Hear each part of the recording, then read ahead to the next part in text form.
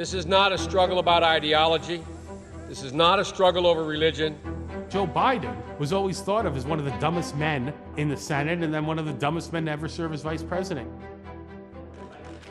I am running for president. I am running. No, I've announced it 27 times. Joe Biden is a compassionate man who talks too much. All men and women created by go. You know the thing. Joe Biden is probably one of the most real politicians I have ever worked with.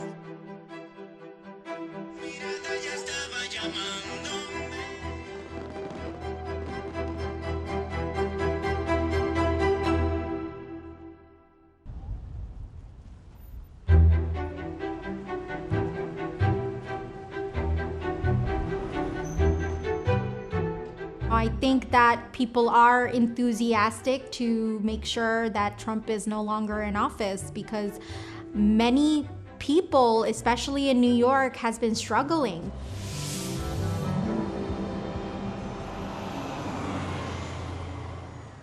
My name is Momira Ahmed. I am an activist from Jamaica, Queens, New York.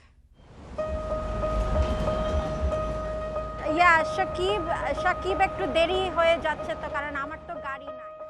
Today I went out with a few volunteers to distribute some groceries and food to working class community members. As you know, November 3rd is a really important election. It is the election of our lives. You're voting for Joe Biden? Joe Biden, Democrat? Okay. Joe Biden, at the end of the day, is a polite old man. How I feel about Joe Biden as a presidential candidate doesn't matter. That's how I feel. Voter registration করছেন? Although Biden is a milquetoast centrist Democrat who's not appealing to people like me, we have a duty to our country and our people. That's why I'm gonna enthusiastically vote for him.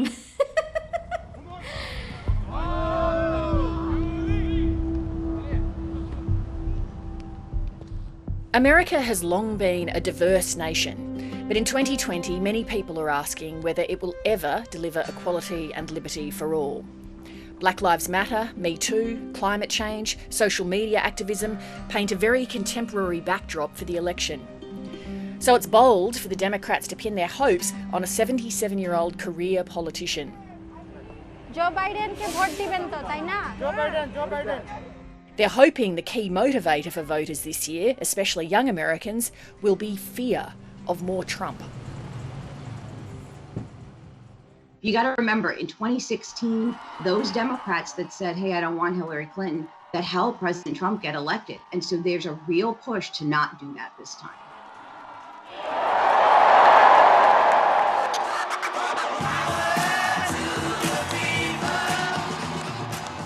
Biden's chief rival for the Democratic nomination this time around promised radical change, appealing to the same instincts Trump does in his base, but at the opposite end of the political spectrum. I have this tattoo of Bernie Sanders over here. My parents weren't a fan. They were like, what are you doing? Because Muslims aren't really allowed to have tattoos, but you know what? My parents are totally cool with this one. Good evening. Biden's platform has shifted to the left over the years, including a pledge to reach zero net emissions by 2050. He's also in favour of expanding publicly funded healthcare, but that's not far enough for progressives. I'm a proud Democrat, and I'll be proud to carry the banner of our party into the general election. He's trying to appeal to everyone, but he won't go far enough to the left. He won't go all the way to that progressive side. But he's trying to appeal to those people.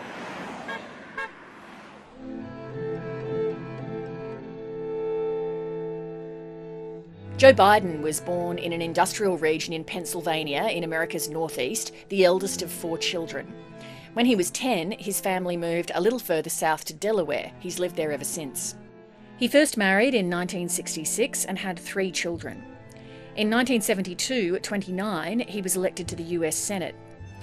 But that triumph was followed by crushing tragedy just weeks later, when his wife and baby daughter were killed in a car crash that also critically injured his 2 sons. He was sworn into the Senate at their bedside. He married his second wife, Jill, in 1977. They're still together. He's long held presidential ambitions, making his first run in 1988. I've concluded that I will stop being a candidate for President of the United States. Biden became one of the powerful lions of the Senate, notably expert in foreign affairs. In 2008, he again ran unsuccessfully for president, but was tapped by Barack Obama to be his running mate, with a view to Biden's experience and long-time Washington contacts helping the somewhat green senator from Illinois. Joe Biden, as I've often said to people, is the most decent, honorable politician I've ever known. He's an extraordinarily decent person. He is the perfect person for this moment. He really is the antidote to Donald Trump. I can't breathe! I can't breathe! I can't breathe! I can't breathe! One of the pivotal moments in an election year full of them was the police killing of George Floyd. He's not even resisting arrest right now, bro. His nose is bleeding. We deserve justice. It's put racial inequality front and centre. Jim Messina interview, take 1. Jim Messina was President Obama's 2012 campaign manager. Well, Black Lives Matter is one of the 3 kind of, major political moments in America in the past year that none of us saw coming. The first, of course, was COVID. The second was the economic recession. And the third was Black Lives Matter. And that has really changed the tone and tenor of this campaign in a way that's been challenging for both campaigns.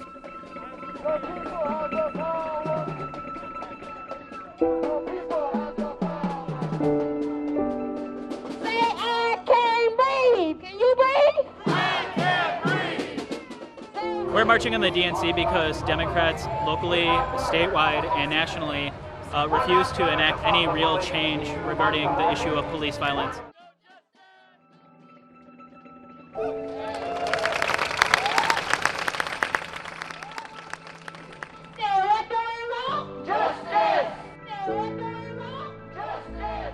For some young progressives, issues like defunding the police are more important than rallying around Biden, and that's worrying for him when it comes both to getting elected and governing if he were to win. I understand wanting to get Trump out because it would feel like a weight off their shoulders. Like, get this one person out and my life will be better, but that's not the case. We can't breathe, y'all. Make some noise. If Joe Biden wins, I do think that there will be a real need to sit down with the party, with the left of the party, the moderates of the party, and come up with a consensus on how to govern. But the first step is to beat Donald Trump. Patty Solis-Doyle was Joe Biden's chief of staff in the 2008 campaign. The crux of his support comes from working class people. And that is really why Barack Obama chose him to be his running mate. And Barack Obama had built an incredible coalition of voters back in 2008 of young people, African American, Hispanics, women, but he was missing that white working class voter. And in Joe Biden, he found a way to reach out to them.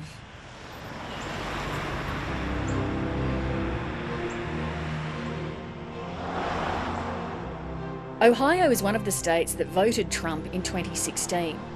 Democrats are hoping to win it back, and in America's hollowed-out industrial heartland, Biden does hold appeal.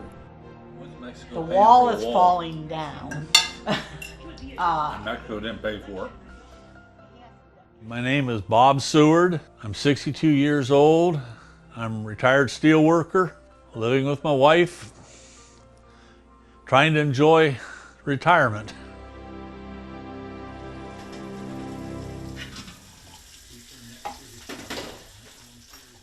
Joe Biden stands up for the working people of this country.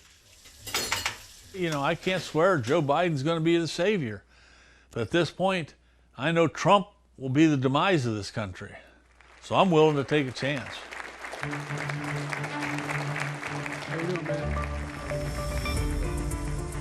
So let's get going. Our first subject is the Supreme Court. I am And the they're going to Democratic dominate Party. you, Joe. You know that. I am the. Shut up, Trump. And by the way, to the scientists that are in charge. by the way, they will have the vaccine very soon. He is so full of shit, his eyes are brown. Will you shut up, man? Listen, who is on your list, Joe? People of Ohio are very proud of me. And Oh. Up yours.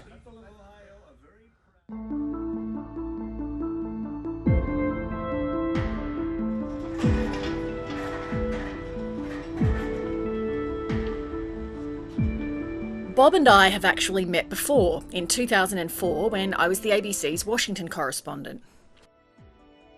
Can I directly blame Bush for Timken closing their plants? No, but it's an end result of policies that are in place. Despite the economic hardship here in Ohio, the state is far from convinced it wants to switch to John Kerry. When I first met Bob, he was worried about the economy, and in the 16 years since, that's not changed. The average working person, they're not seeing great. I know too many people that work in the steel industry in Canton that ain't seen a paycheck in years. Because there's nothing. It's just dead. When I ran President Obama's re-election campaign, he used to say to me, every president is sort of in contrast to the previous one. And President Trump is angry and someone who really wants to take on the world. Not you. And Joe Biden's kind of the opposite of that. He's a lunch pail, blue collar guy. And the country kind of wants that right now after 4 years of a lot of fighting. In 2016, the Clinton campaign seemed to think, like a lot of people, how could the American public possibly elect Donald Trump? Is there a risk this time that the Democrat campaign is built on the idea of how could America possibly re-elect Donald Trump? Are they making the same mistake twice? Well, I sure as hell hope not. I see no one sort of resting on their laurels. Donald Trump is running a campaign against himself and for Joe Biden. Donald Trump has become Joe Biden's best surrogate.